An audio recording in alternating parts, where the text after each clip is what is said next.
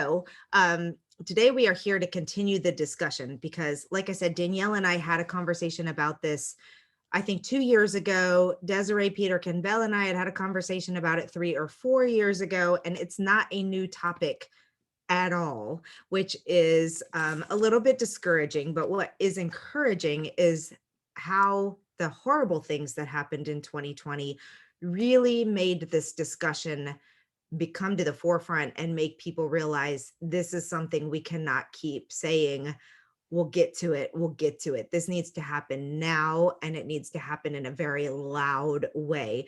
So, over the course of the last year, there's been some really interesting things that happened.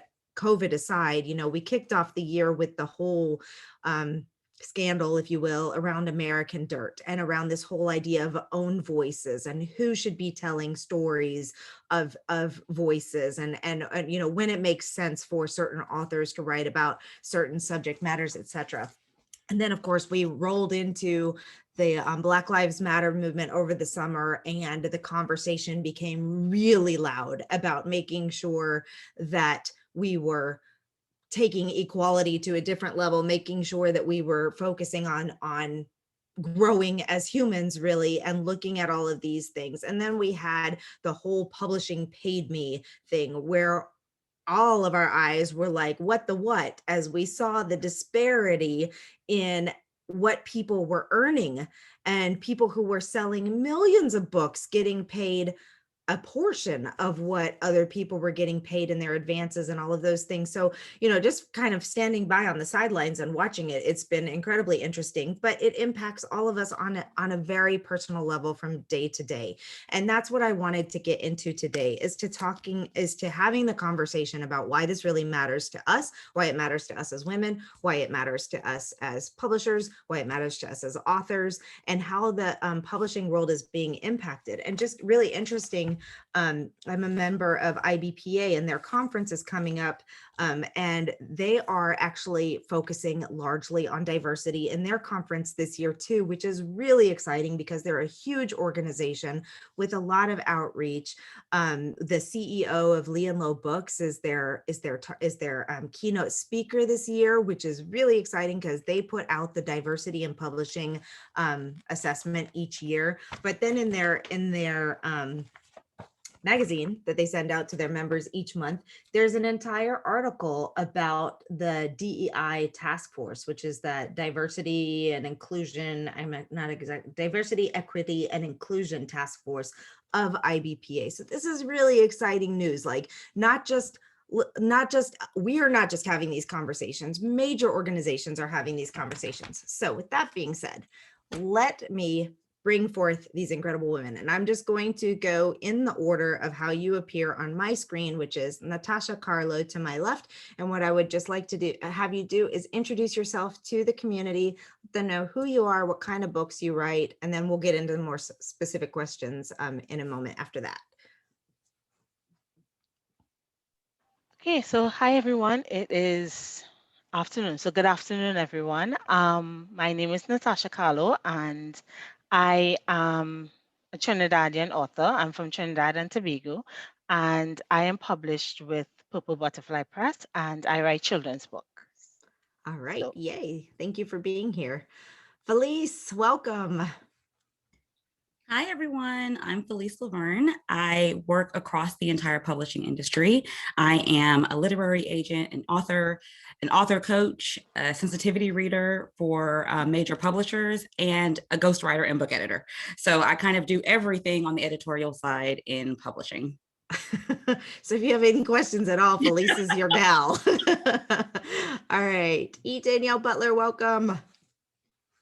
Good afternoon, everyone. I am Danielle Butler, the founder and CEO of Every Danny Books, and I am an author on the children's side as well as the devotional and memoir space. And like Felice, I also serve in the ghost writing capacity, not the gross writing. I don't do gross writing, ghost writing, and I'm excited to be here. Thank you. I think there are many authors that would say that sometimes it feels like gross writing. It's very gross, very gross. Oh, welcome. Hi, Michelle. Hi, I'm Michelle Jackson, and I am the author of 2 books, both self-published. One is Christian fiction and one is family drama, general fiction. I am also the founder of the Black Writers Workspace, which is an online community of African American authors. Founded last year, we have over 4,000 people involved. We host virtual book fairs and roundtables and e-newsletters that go out every week. And we have just began to really come together and talk about this writing experience and how do we make it better for people of color. That's awesome. And Mandi. Hi, everyone. My name is Mandi Hawke. I published a book called Proud Empowerment for LGBT Youth, which was the first of its kind at the time empowerment book for teenagers, LGBT teenagers, and I've worked in LGBT advocacy for the last 15 years. But most recently, working with a lot of parents with younger trans and gender nonconforming kids that are using they, them pronouns, and realized that there is very little in the realm of children's books that are representative for kids that are non-binary or look somewhere in between the two major distinctions on gender, and because there is such a gray area in between. And putting out a personalized children's book, hopefully in July, that will allow children to select the skin tone, hair color, hairstyle, and pronouns, and then select their sort of interests throughout the book of things that they like to do, and will see themselves throughout the book with their name. That's awesome.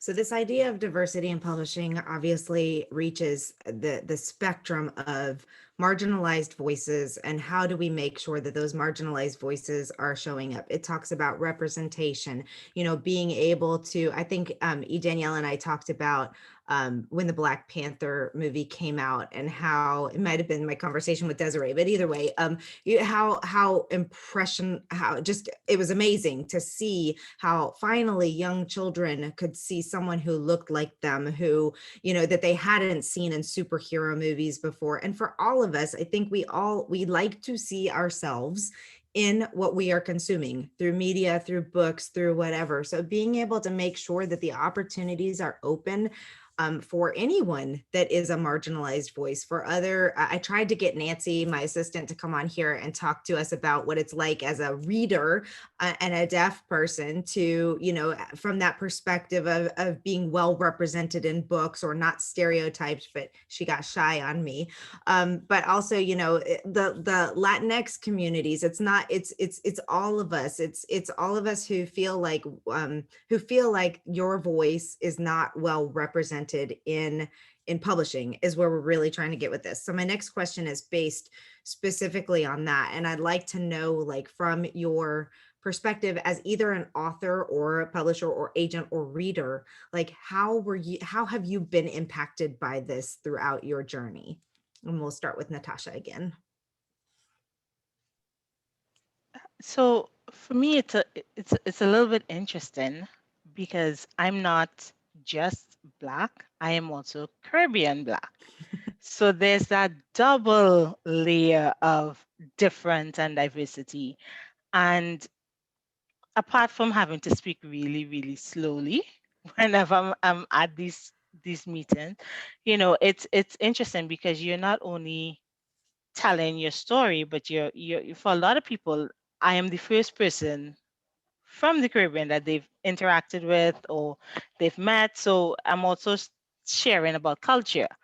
And so for me, and for the most part, it's been an enjoyable experience. I've appreciated, sharing about my culture and my story. But it does feel as if before we get to the story, there's this other thing that they have to ask about. And on most days that's okay. I love telling about my culture. I love telling about where I'm from. But for me, there has been that interesting dynamic, whenever I'm sharing my story or talking about my book and that sort of thing. Well, and one thing I know was really interesting about your particular topic is you wrote about miscarriage and loss. And one of the things that I learned from working with you and from talking with some of the other women in our community was that this was not something that women of color were speaking about openly, and there were very few resources for them. So when they experienced a miscarriage, there was nothing for them to go to that made them feel, again, represented. So your book also has a very, very important role in that segment of the population as well. It's Right. Happy Tears and Rainbow Babies, by the way, if anyone is interested in her book. All right, Felice, how about you?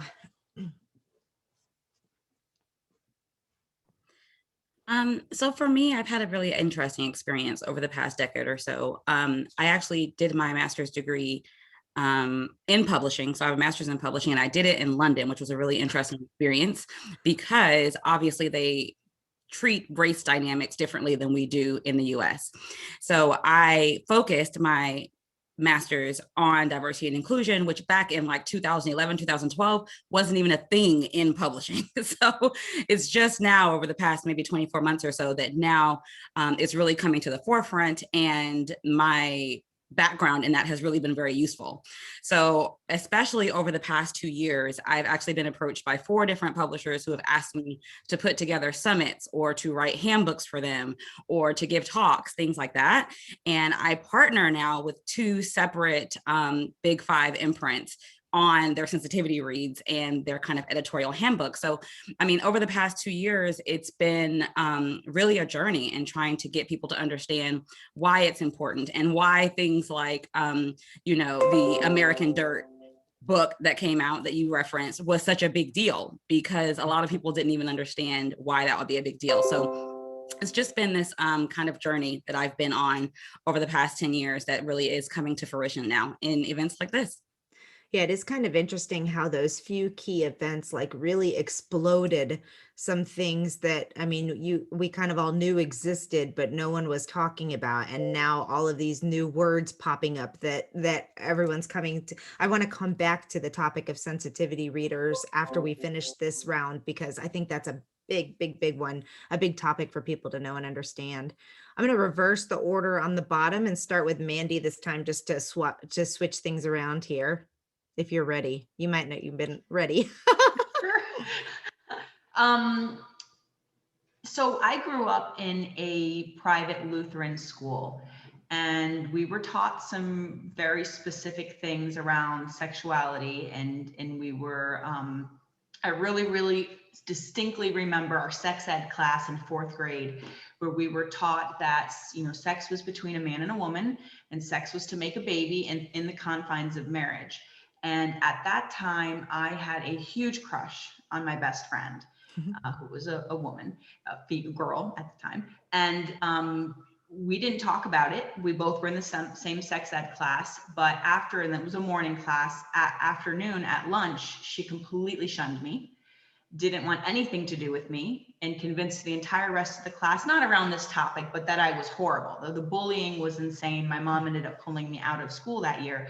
But I remember all of the literature I saw was anti-gay. I mean, there was not much about gender at the time, but there was nothing that I could read or see that gave me any mirrors into the world. And I thought that I was the only one. I ended up dating a man when I went to college and stayed with him for 6 years, even though it was an abusive relationship, because I felt there was no way to be me. And there was nothing out there that showed me that it was okay, different diversity in family structures and different diversities for kids. So the importance, I think, for kids to have these mirrors is just critical, because I was ready to end my life in 4th grade, and no 4th grader should feel that way. Oh my goodness.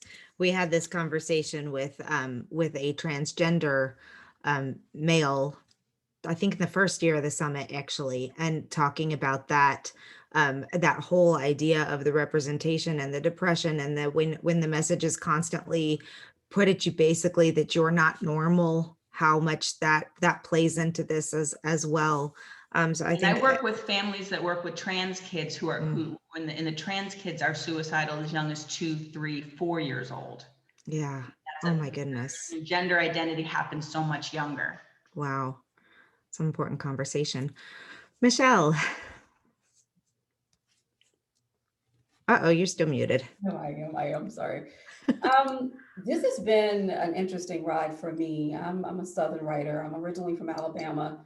I grew up reading. I went to an all-Black school, but of course we had to read books written by mostly white writers, and learning to engage in their, experiences, but yet, not being able to engage in our own. So what's important about this period of time where we're really looking at diversity, is understanding that the Black story is important to tell and that it needs to be told.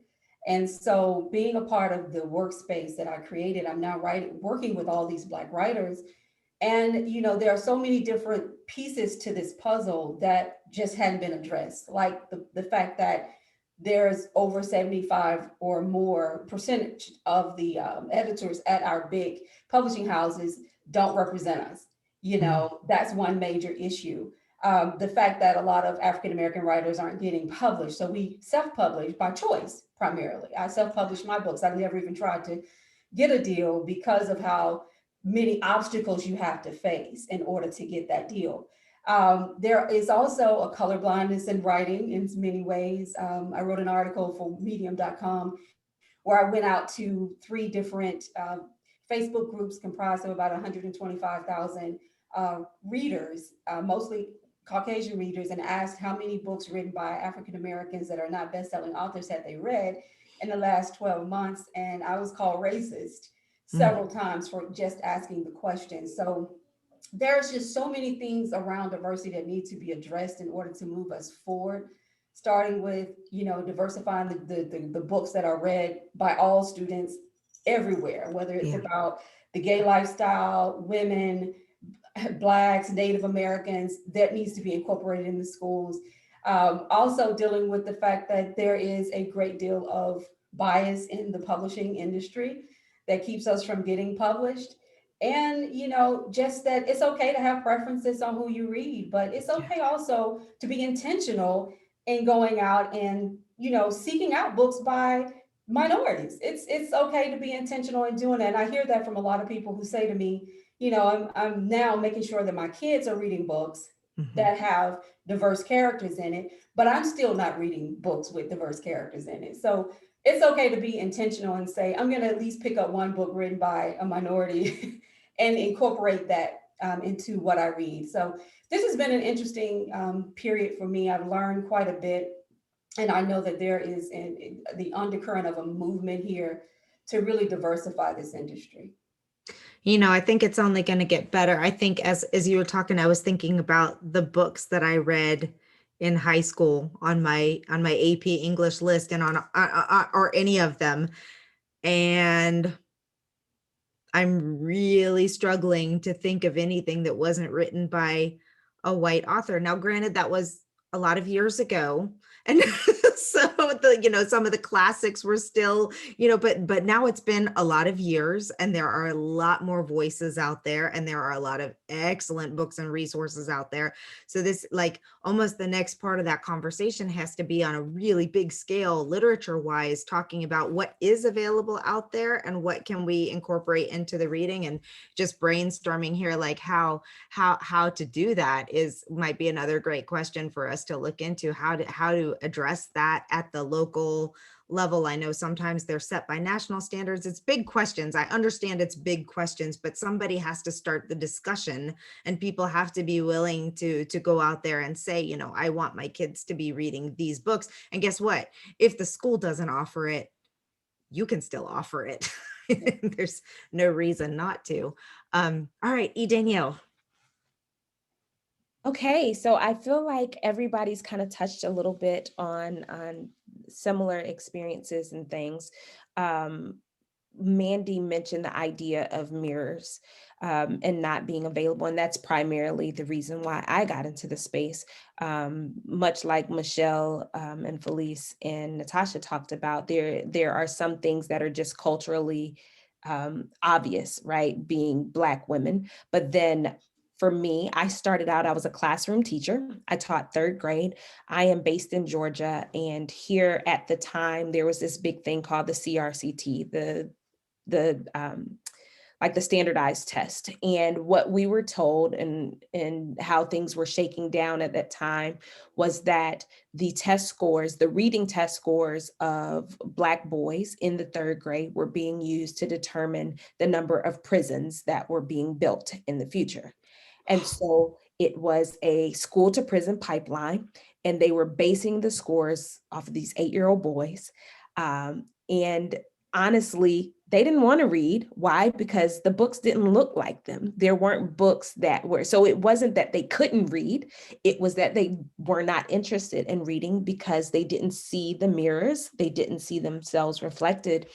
And that was a point of rage for me, is how do you make this big life-changing decision? How do you make the assumption that based on a standardized test that is very likely written by a white male with a different set of experiences and exposure, so the questions and the frame of reference and the context that were used on those tests was going to be very challenging for a young Black boy in the inner city who had not been exposed to those things.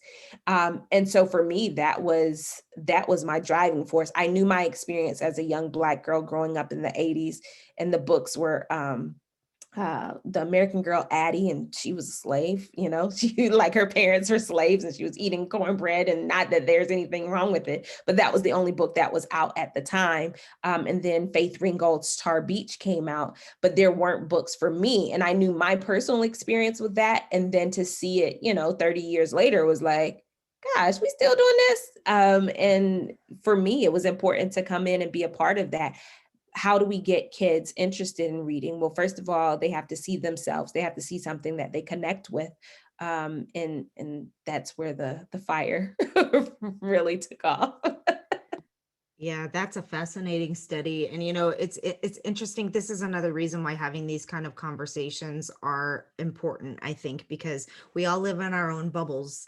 And that's not something that I even necessarily remember being discussed, because, at and I think about growing up, I had everything I needed, like, in terms of books, and I always felt represented, and it wasn't something that even crossed my mind as a child.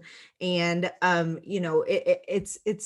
it's good as we are moving forward that my kids aren't growing up in that same environment. Like, we watch shows we're watching All American right now, so they're introduced to a very diverse cast of characters, and probably subjects that are a little more mature for them than they need to be introduced to, but that's a different topic. But but putting them in front of a stage, a cast of characters, books that they read that are different than them, so that it doesn't feel, so that they almost build relationships with those characters too. And I think that's really important, to build that empathy with people that are different, that people have different, hearing somebody else's emotional struggle, hearing what it's like to be in somebody else's shoes for a little bit, I think is so important. And, that kind of goes back to this topic of representation. And Nancy just mentioned in the comments that as a deaf woman, she very rarely sees anybody even tackling a deaf character in the book. So I would like to talk, kind of shifting into the topic of, if our authors want to write diverse characters, because the Own Voices movement does absolutely, in my opinion, and you all can share your opinion on this at all as well, it does not mean you can't write people that are different than you. It means sometimes the story is best meant to be told by someone who has lived that experience and who can tell it better. However, I think all of us are seeing that it's time now to diversify our characters, to bring more people that represent other people into their books. So how do we do that, and how do we make sure that we can speak to others? And I'll just open this up to anybody who wants to answer it. We don't have to go in an order. I want to dive in really quickly on that, just because that is a passion point for me. I think that the study shows that less than 6% of the children's books about people of color are written by actual people of color, Wow. which means that our stories are being told, but they're being told by other people. And just like you made the statement that you never even had to think about it as a child, right? You never had to think, you just automatically went to the library, you picked a book, you knew that the book was going to be somebody like you in some way. And I think that when we tell the stories of other people that are different from us, whatever that may be, it doesn't just have to be skin color. I think that there are nuances that we miss. We just often miss because we're not familiar with it. And then there's also that notion that you may go to the person that is different from you, that you feel the most comfortable with. And inadvertently create or put them in a place to represent like all Black people or all gay people or all, people of this particular religion, that is going to present a really skewed perspective. If you go, and I'm pull me back if I'm going too far, but if you as a white woman or a white man is going to write a story about a Black person's experience, and you choose the token Black person, which is the one Black person that you know, to tell that story, the likelihood of them having a perspective and being open and honest about their perspective with you as a token is going to be very different than having a conversation with someone like myself that's just going to be like, you know what, I call BS on that, and being honest about the experience. And a book that I think, I shared this with you before, Alexa, a book that I think that does a beautiful job of windows and mirrors is I'm Not Dying with You Tonight, by Kimberly Latrice Jones and Jilly Siegel. Oh my gosh, it's a young adult book, and it's about one night here in Atlanta, and it's told from a dual perspective, a Black teenager and a white teenager having the exact same experience. Like, they're seeing this moment happen, unfold before them, but how different their perspectives are because of their exposure. And that book, I read it maybe 2 years ago, and it has changed my life on, like, I know my lived experience, but even to see how someone could be in the exact same boat as me, and oh my gosh. Okay, I'm stopping now. No, that's a fantastic book, and it's a great example of how and the authors are a white woman and a Black woman, and they wrote it together. I don't know if you may have just said that in my brain, but it's such a great book. No, I didn't say that, but you got it. Yes. Yes, it's such a great book, and it's such a great example of how, if you are looking to do something of this nature, you think outside the box. I mean, you don't have to write it by yourself. You can pull other people in. You can do sensitivity readers, which Felice, I'm going to ask to talk about, since you are a sensitivity reader. What does that look like? What's that process? Yeah, what I think is really important to talk about, and I'm kind of piggybacking off of what Danielle just said, is that what I think we fail to realize when we have these conversations is that books are the lens through which we view our world. They're microcosms for our societies, of our experiences, of our past, our present, our future. And without diversity in books, not just racial diversity, but diversity across the gamut, be that any kind of marginalized voice, without that diversity, this lens is warped, it's incomplete, or worse, is incorrect. And diversity in books not only matters, it's essential, to engaging a complete and accurate understanding of our world and of the people and experiences that we have around us. Because without this engagement, we only get a one-sided view of the history and of the human experience. And it was that way for too long, as you're saying, even when you're growing up, it's been that way up until, some would argue even still today, but definitely up until recently, that we only get this kind of one-sided view of history and of the human experience. And to be quite honest, for far too long, it was white people who wrote all the books, and that allowed them to rewrite history kind of however they saw fit, which warps the lens through which we all collectively see the world, because there was a lack of diversity in books to counteract that, to push back against that, to say, no, that's wrong. That's not my experience. That's not how I see the world or how the world sees me. So diversity in books, both through authors and their voices, as well as the people on the other side of the coin, like myself, the agents, editors, marketers, heads of publishing houses and beyond, this allows us to right this wrong and to tell our stories accurately. And so that brings me to your question about sensitivity reading. And essentially what publishers have started doing is they started hiring people who are from these marginalized communities to read books that have been bought by editors, to make sure that they are accurate in their storytelling, to make sure that they are accurately representing the people who are in the story. There are a couple of issues with this. So for one, I saw a really fantastic question in the chat just a few minutes ago about how, hashtag own voices has kind of maybe become a gatekeeping tool for publishers, and maybe they're co-opting it in a negative way. And I will say this, it may or may not be controversial, but I will say, I think that if hashtag own voices is a gatekeeping tool, I think it's a fantastic one. And I think that we absolutely need it. And I will stand on the highest mountain and say that, because what I have experienced as a sensitivity reader for major publishers is some horrific manuscripts that horrified me. Okay, completely horrified me. There's one book that's written by a very famous author who, of course, I won't name, but I actually went into Publishers Marketplace, which, of course, is our kind of like database for all things publishing, and looked up the deal on her book. And it was a 6-figure deal. And I was horrified reading this book by how she tried to represent not only LGBTQ characters, but also Black characters. And when I sent in my edits, which was pages and pages and pages and pages and pages of edits. And then the publisher sent me a copy of the galley afterwards, after they had edited the book.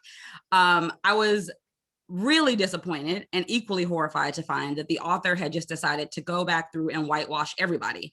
Rather than trying to fix the issue, she just whitewashed everybody and made everyone heteronormative and all this, because I guess she was like, okay, I can't really do it. And so the reason why sensitivity reading is so important, and the reason why I will always champion #own voices, and I look for #own voices in my own books that I represent, is because you cannot tell the experiences of other people if you've never had that experience. It's just not possible. And that is why it's so important. So yes, I think that own voices should be a gatekeeping tool. I was very, very, very excited just a few weeks ago. I was pitching a book to a publisher, and it's about an LGBT girl who is going through high school and discovers that she feels these kind of feelings for her best friend. And the publisher actually asked me, is this written by someone who is own voices? And I was so proud that they asked that, because that's not something that they had been asking at all. They were just kind of taking the books if they sounded good, if they read good on paper. And so now I'm very proud that they're starting to not do that and starting to understand that aspect of it. I mean, you just simply cannot write an experience you've never felt. I know that this is a creative world, this is a creative industry, but it's just not possible, especially if you're trying to step into shoes of someone who is marginalized and you're trying to tell their story for them when you've never been marginalized. It just doesn't even make any sense. Yeah. But it can be done if you're using the right. So let's talk about that perspective too, because I don't want people to think that they can't write diverse characters, that they can't write about stories. So Michelle, do you have tips on this particular question?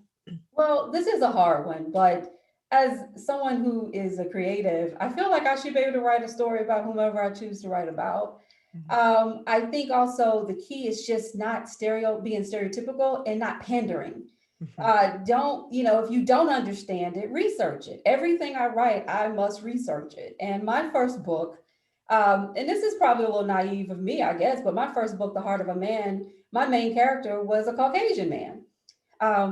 He was probably more like me than my character in my second book, which is written about a Black girl. He was going through a lot of the same things I was going through. My mother had passed. I was having dreams about her. He was struggling. He was very wealthy. He was from Georgia. He was unhappy. And I wanted to write this book, not because I felt like I understood everything about growing up as a white man, but because it was the character that came to me.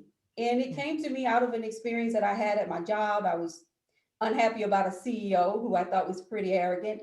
And I started building a character about him. I had no idea that that would be offensive to anyone. I just, but I was very conscious about the fact that this is a character that many people will think is unlike me. And I'm not going to try to read his mind and get into everything about him, but I took him through issues of dealing with race and loyalty and struggles and different things. And I never thought anything of it. When I published the book, I had someone say to me, why wasn't he Black? And I was like, well, it wasn't a Black guy I was angry with when I wrote this character. So I didn't think that there were those limitations. Now, I do understand that there are books written about the African-American experience, marginalized people, that are pandering, unfair, doesn't reflect who we are. But if you are a good writer and you feel that you want to tell a story, and I'm limited to tell a story about someone that only looks like me, then I feel like my creativity is being censored. Yeah, I agree with you on that one. Mandi, do you have anything you want to add to this conversation? I'm just really going to echo the need for research. Mhm. You know, I think it's totally fine to write about other people that aren't living an experience like you, but you have to go beyond your comfort zone to get some real stories, and not just from your one lesbian friend or your one black guy friend. Like, you need multiple people with multiple perspectives. And then once you get those, and then you write, then let even more people look at it, that can, people that aren't your friends. Yeah. Because, and I can speak in my continuous editing process, I'm just gonna call myself out because I can do that. I put a lot of my images from my children's book out in front of people, beta readers that were on a Facebook group. And I had somebody slam me about some of the backgrounds I used because, you know, for instance, there was one that was a playground. It was a suburban playground. There was nothing about it that would be welcoming to a lot of folks living in cities. Now, the reason why I chose that is that was what was available in stock vector, and I was going the easy route and doing the illustrations myself. But that was critical. And then I went back and found, you know, because I don't want it to all look like this is some upper class suburban book that other people, that was not my intention. But I was so focused on the diversity of the characters that I wasn't even realizing the impact of the images. So that kind of like, what I thought I was trying to portray wasn't how it was being delivered. And somebody was bold enough, mind you, she was a little bit rude in some space, but regardless, someone was bold enough to really call me out. And it's our place to like sit with that for a minute. Mhm. And it took me a good week to humble my pride there and go back to the drawing board. But that's critical. And we need people who are willing to do that. And sometimes our friends aren't going to. No, and you bring up another really fantastic point, and the whole idea of you not even realizing sometimes what it is that you're doing and what you're putting out there and the response that it's going to get from people. So I think in addition to sensitivity readers, how important what you just said is putting your book out in front of a diverse group of beta readers, or whatever you want to call them, people who are going to look at it, read it, and come back with their perceptions of your book, because I think perceptions are huge, whether it's an LGBTQ character, or a person of color, or a person with a disability, or whatever it is. Like, perceptions are huge. And I know, but on kind of a segue on this, on reviews from people, like, sometimes you're never going to make everybody happy, and there's going to be ugly people. And I remember we published a book last year, and there were a gay couple in it, two married men, and there was a comment that was made in the book. Long story short, anyway, the comment that was made, I asked 4 different gay people, and 2 of them said I would say something exactly like that, and the other 2 said, oh no. Oh no. So, there's going to be that spectrum as well. So I would say, don't be terrified that you can't, to Felice's point earlier of the lady who just whitewashed everything, don't not take risks just because you're afraid of those types of people. And I want to shift to Natasha for a moment here, because I think this is a great story. You are now writing your second children's book, and it is about children with disabilities. And your main Right. character has cerebral palsy. And we had a long discussion about this because your son does did. not have CP, right? No. Right. So I want to talk to you about that process and how you're moving through that. So it was interesting for me because my first book, Happy Tears and Rainbow Babies, I was very, very sure that only people who've experienced miscarriage and pregnancy loss are qualified to tell this story. And I was very, very sure that I had to tell this story in my own way because nobody else can do it. And then as life progressed, my son was diagnosed with, or my son had special needs, and suddenly I found myself upon the story that I wanted to tell. It was not my story, but it was a story that came to me through my experience with my son. And I sat with that story scared, terrified, just doubting myself from every angle. Like, how do I do this? I was so sure that you had to be X, Y, and Z before you can tell a story. And it took me a really long time to decide to move forward with that story. And I know you and Mandi and myself, we had a great conversation about how do you do this. And I was encouraged to reach out to people in the community, and I have been doing this. So my very first round, I was told several ways that I offended members of the hearing impaired community, and that's probably even offensive to call them hearing impaired, because I was told the accepted term is deaf community, right? So again, because I was trying to tell a story about this incredible space where children of all abilities work together. I was telling a story about things that I was not an expert on. Admittedly, I was not an expert on every aspect of my characters, but I'm learning and I'm researching and I'm asking and I'm because I do want to tell a story for my son. I wrote this book for my son. I wrote this book because I dreamed of a place where he would be accepted exactly as he is, and not in spite of, but because of who he is. And there will be other people that he can get along with, and there'll be other people that he can work together with. And I think that, like Misha said, that story is important. It's not my story, but I do think it is an important story. But I want to do it in the right way. So like Mandi, the hits are coming, but I'm taking them and I'm learning, and hopefully, not just hopefully, but with procedure and actually listening and actually taking the notes, that I would produce a product is that does the job, that does what it is intended to do, which is to share a story about a wonderful place where all children can, work together and grow together. And it's not for the weak.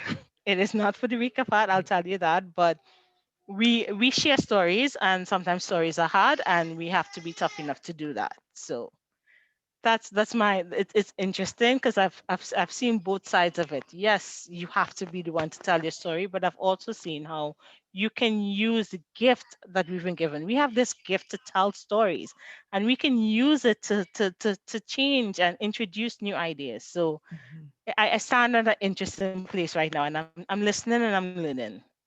No, but it's great. I mean, you've taken the steps, you're reaching out, you're making sure that, other people who have had that experience are getting the opportunity to share from their perspective. And I think that's the way you handle it. We got a question from Justine on Facebook, and she wants to know if you're talking about, it was Felice, Michelle, and Mandi talking about the researching beforehand helps inform the writing more accurately. She's just clarifying, is that what the point you were, if you do the researching beforehand, then you can write more accurately. Yes. Yes. Want to add anything to that, or that's good to go? Okay, good. If y'all have questions, make sure you put them in the Q&A box so we don't miss them in the chat. But what I wanted to have everybody have the opportunity to do is talk about any resources that might be out there that can help people. So from any of these perspectives, learning how to write more diverse characters, learning how to, go through the process of doing this, anything. So does anybody have anything off the top of their head that they want to share? I can go around. Felice is nodding her head, so I'm going to start with you.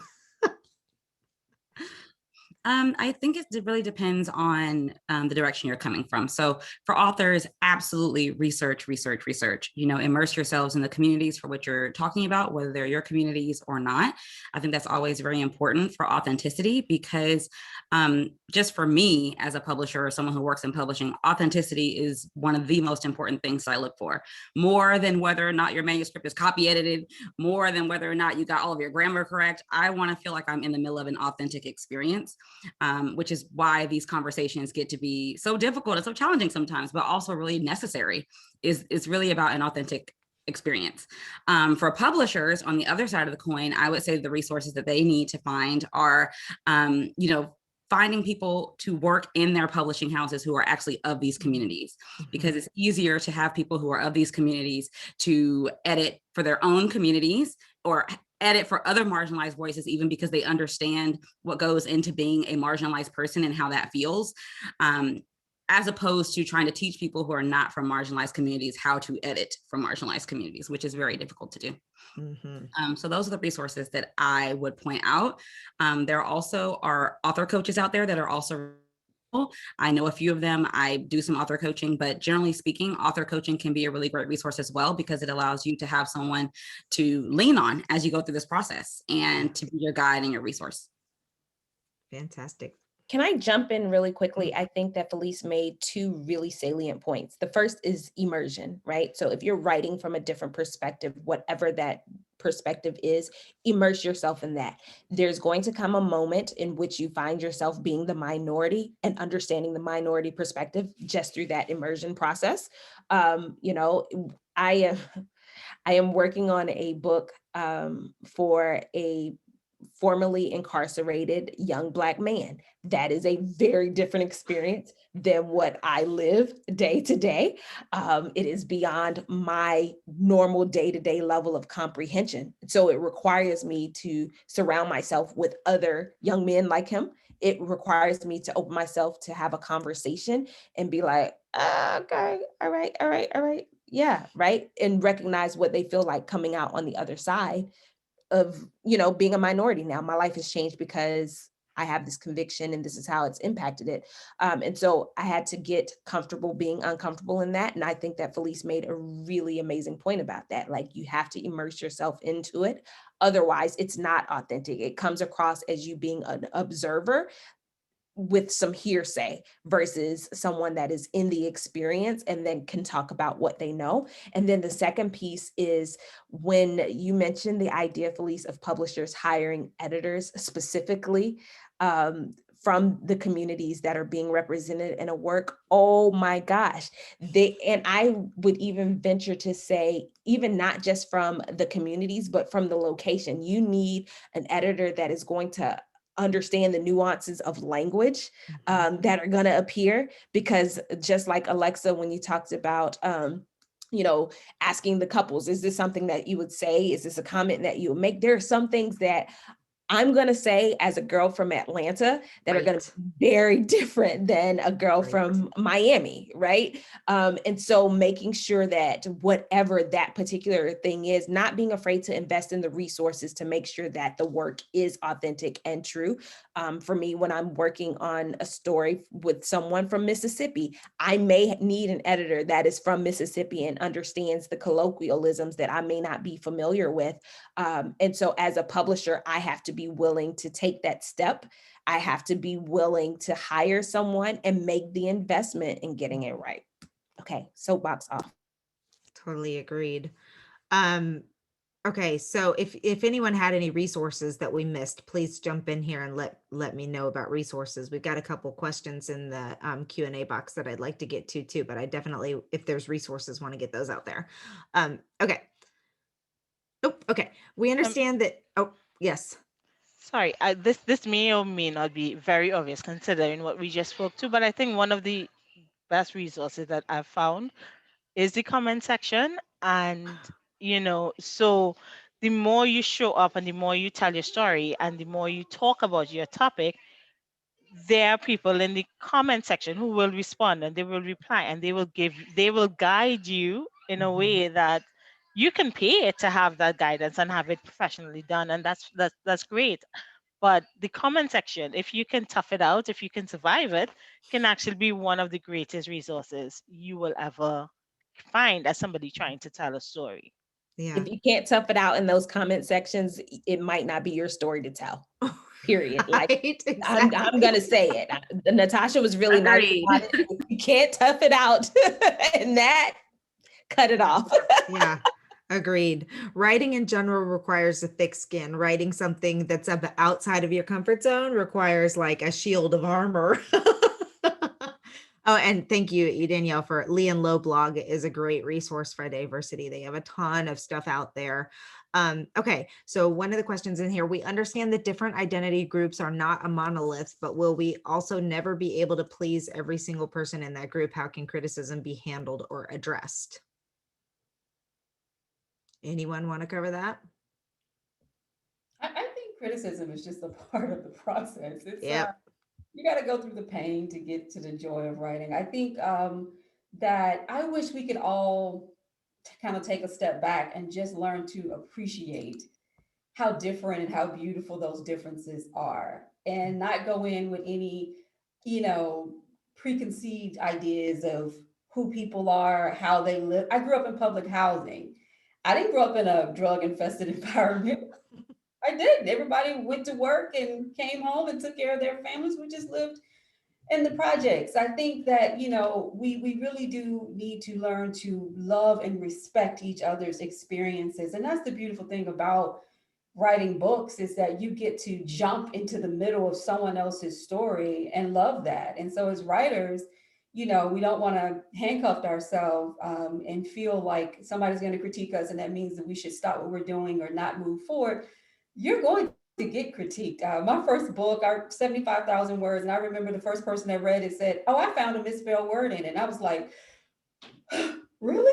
And my thoughts were, it took me a while to get used to that criticism, but at the end, it was like, okay, okay, I messed up, but the story is still solid, and we have to, like you said, have thick skin if you're really going to move forward as a writer. So we're not going to get everybody's story correct. I'm sorry, I can't write a story about anybody on this screen and I'm going to knock it out the park. But do your research and do everything that you can to not make, to look at these stereotypes and, oh, they're Black, so they grew up in this area and they don't understand where I came from. Oh, they're from Mississippi, or I live in New Orleans, I'm from Alabama. People tell me all the time, sound like you're from Alabama. I mean, it's just these ideas that we make up about each other. We have to throw those things away and just see and get to know and get to love each other's story as an individual. Yeah, this is an interesting question, and I see that Danielle just sent an answer, and I don't know what that answer was because it went off my screen. Let me see. Okay, so talking about for authors to adopting a regional dialect, this is really interesting. I'm in South Carolina. We have the Gullah language. We have all kinds of stuff going on over here, but there are research done properly. Anybody can do it. It goes back to research and making sure that it's done properly, and so yeah, research, that's what you said. Research is there, and it could work. It's the assumptions that are asserted which make things cringy. But I think these have been great questions. Y'all have been great guests, and I want to give one last opportunity for everybody to go back around and make sure if there's any last thoughts that you want to share on it, if you want to share where people can find you, whatever you want to share. But just one last time, I think it's really important to take away from this that one, this is not just a trend coming through the publishing industry. Like, this is a shift, a change. Like, if you are not writing diversity in your books, if you are not including other people and other things, depending, I will say there's a caveat for genre, like people who are writing to specific genres, like, we don't need to get into it, but there's a caveat for genre, but generally speaking, children's books, widespread books that you want published by publishers, big houses, things like that, you must embrace the changes that are happening and learn how to move with that. But second to that is, don't be afraid of it. I mean, like Natasha said it so beautifully, we have been given a gift to write and to tell stories. Use your gift and figure out which stories are there. Okay, so we'll just go back around Felice, did you have something you wanted to add in? You had unmuted yourself for a second. I don't want to. No, okay, we'll go back through. I'm going to start with Mandi this time since she was often the last person. So we'll go back around and let everybody tell where to find you and any last thoughts. You can find me at cosmicunicorns.com and get on the email list to be notified when the personalized children's book will be launched, or you can find more about me at mandihawke.com. And I just have loved this. And, I just want to say one last call specifically to parents. Please make sure that your bookshelf is diverse. It does not matter if you have a little white boy or a little white girl. They need to see other children. They go to school with them. They live with them. They're going to grow up and work with them. Specifically different diversities around gender, sexuality, disability, skin color, religion, mixed families. My sister went home because they taught, mom, you have a mom and a dad, and well, my stepmom died when she was 2. So she clung to every single person that ever came into my dad's life, hoping that she'd be her mommy because she's supposed to have a mommy. And I think, when kids see other diversities, they don't have to be like that. They're not going to go and say, why don't you have a mommy? Because you're supposed to, because that's what they taught us. So all the diversity, there's so many different ways that we can be humans and relate with people. And we need to see that very young. Love it. Thank you. Michelle. I'm so slow to unmute. I'm sorry. You can reach me at www.authormichelledjackson.com. However, I would love to get everybody involved with the Black Writers Workspace. It's just a great way to connect with other writers, a lot of self-published writers, but they are fantastic. And so we host a lot of events, and I just encourage everyone to stay connected. I love everything that Mandi said. Absolutely. Diversify your bookshelf, start early with kids, appreciate each other's story. I really believe that if we read more diverse books, that a lot of the things that we're seeing happen in our society would not take place. It's hard for, whether it's a police officer or someone else to hurt someone that they feel connected with. Mhm. And vice versa, for us to hurt each other if we feel connected with their stories. I'm just a believer that books are a part of helping us to unify. If we could just first start, with diversifying and being more intentional about seeking out books written by diverse writers. Amen. Love it. Danielle. I couldn't have said it better as these ladies before me in terms of just making sure that it's accessible to the children, because the children are our future. But also, I would leave with this thought that what you think of as diversity is not the only diversity to think about. So that's my final thought. I am Danielle Butler. I am available at evvydanibooks.com. I'm Evie Danny B on all social, as well as at The Adventures of Zoe and Zachary. And I put it in the chat. This has been fantastic. Thank you. Thank you. Felice. Hi guys, thank you guys so much for having me here. It's been fantastic. I would say, to piggyback off Danielle, I will give my final thought, and I will say that I think that a lot of what we've been talking about today, if we want to sum it up into one thing, is just being able to share an authentic experience. And however you get to that, whether it's through research or your own experience, great. You just want to make sure that whatever you put out there feels authentic. So I think that that's my closing thought. Of course, you can always find me at www.felicelaverne.com. Very easy. And my Instagram is at the Felice Laverne. I put all of my handles and everything in the chat if you guys want to find me. And this has been a fantastic experience. Thank you so very much. And last but not least, Natasha. So again, just like everyone said, this was a wonderful experience. I have learned so much, even in the last hour that I've been sitting here. I'm gonna do some changes. I have some notes. I've been making notes, right? I've learned so much. So thank you, ladies. Thank you, everyone, for being here. And I would just say that, your story is still important. That story that you want to tell is it's very, very important, even if it takes some work, even if it takes some adjustment and a little bit more courage. It's still a very important story. So I don't want anyone to walk away thinking, oh, okay, that is not for me. It is for you. There's just something that you just need to get there. And through the research, through getting to know people, through coming to experiences like this, you will get there. And I am excited for everyone who's listened to it, because I know that they've walked away with so much. So good, happy writing. And I am at natashacarlow.com or Natasha Melissa Carlow on Instagram.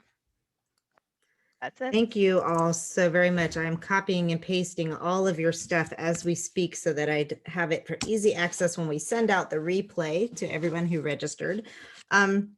But my last thing is just support other authors too. Like, read. As writers, we should be reading all the time anyway. But support them, get their books, read their books, review their books, share their books, recommend, to other people that they're reading those books as well. Because that's the next step of this process. I can read my bookshelf full of books all day long, but if I never do anything else about it, then have I made that much of a difference? So this has been wonderful. Thank you all very, very, very much. I love this conversation. We will continue. Well, I hope we can stop having this conversation, quite honestly. I hope we get to the point where we no longer have to have this conversation. But until that point, we'll keep chatting. So thanks, everyone. Have a great day, and we'll see you soon. Bye.